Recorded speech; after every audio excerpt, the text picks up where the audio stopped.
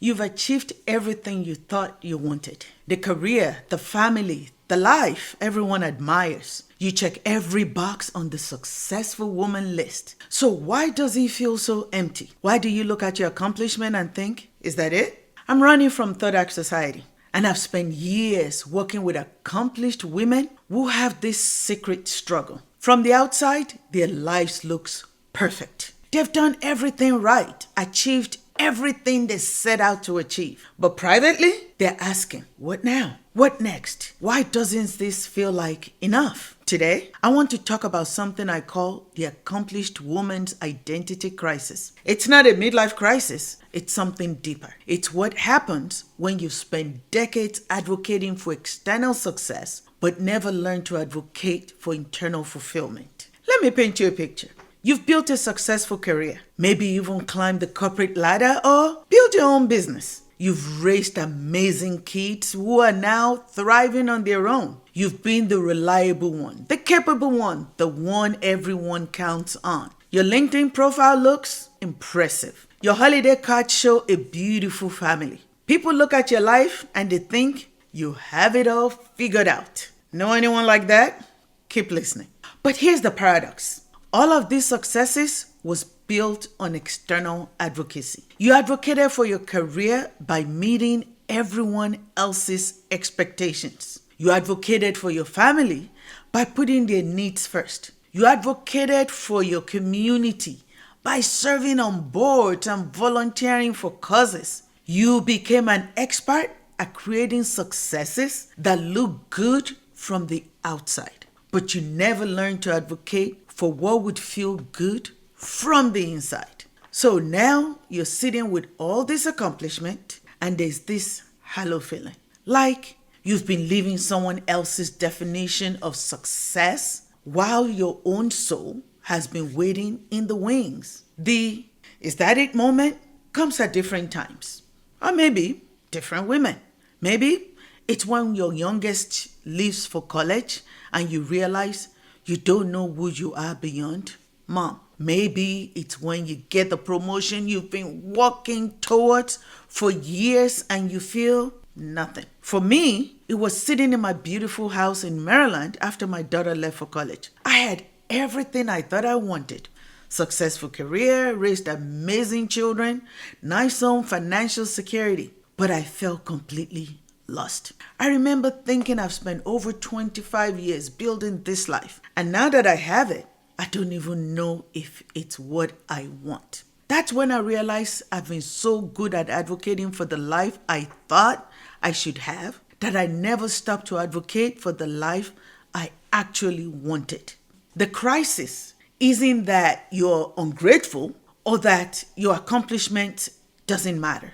The crisis is that you've been living by external metrics of success while your internal compass has been ignored. Here's what I've learned. External success without internal advocacy always feels hollow. You can achieve everything on paper and still feel empty because you never learned to fight for what actually fulfills you. Think about how you built your external success. You researched career path, networked strategically, negotiated salaries, made compelling cases for promotions. You planned your children's education, advocated for their opportunities. You fought for their needs. But when was the last time you applied that same strategic thinking to your own fulfillment? When did you last research what would actually make you feel alive? When did you negotiate for time to pursue something that energizes you? The accomplished woman's identity crisis isn't about lacking success. It's about achieving success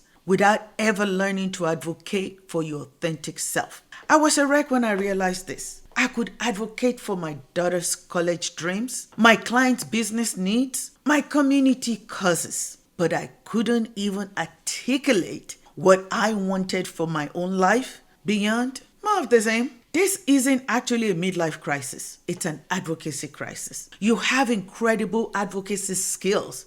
You know how to research, strategize, negotiate, and persist. The problem is that all of your advocacy energy has been flowing outwards. You've been advocating for everyone else's version of your life, your parents' idea of a good career, your spouse's version of family life, your children's needs and opportunities, your community's expectations of service, society's definition of successful womanhood. But you never turn those same advocacy skills towards your own authentic desires, your own definition of fulfillment, your own version of what a meaningful life looks like. The emptiness you feel isn't ingratitude, it's your authentic self saying, "What about me? When do I get to be advocated for?" Here's what happens when you start advocating for yourself with the same energy you've always used for others. First, you stop measuring your life by external metrics and start asking internal questions. Instead of, "Am I successful?" you ask, "Am I fulfilled?" Instead of,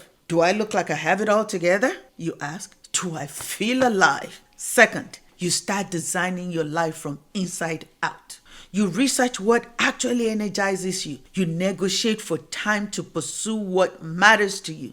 You make strategic decisions based on your authentic value, not inherited expectations. Third, you discover that advocating for yourself doesn't diminish your ability to advocate for others. It enhances it. When you're fulfilled, you show up better everywhere else. One woman I work with put it perfectly. "I thought I had to choose between being successful and being authentic. Now I realize I can be both. Just needed to learn to advocate for the authentic part." Let me be honest about my own journey. When I moved to Houston after my daughter left for college, I was running away from this exact crisis. I had built what looked like a perfect life in Maryland, but it felt like prison. In Houston, for the first time in decades, I wasn't defined by my roles. I wasn't the mom or the professional or the reliable one. I was just me running. And I realized I had no idea what that was. That's when I started learning to advocate for myself. I started asking,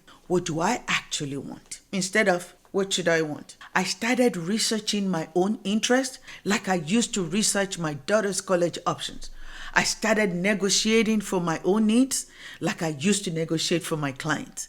It was terrifying and exhilarating and completely necessary. And it changed everything. If you recognize yourself in this identity crisis, here's where to start. First, acknowledge that feeling empty despite external success isn't ungrateful. It's information. Your soul is telling you something important. Second, start applying your advocacy skills to your own life. You already know how to research, strategize, and negotiate. Start using those skills for your own fulfillment. Third, begin asking different questions.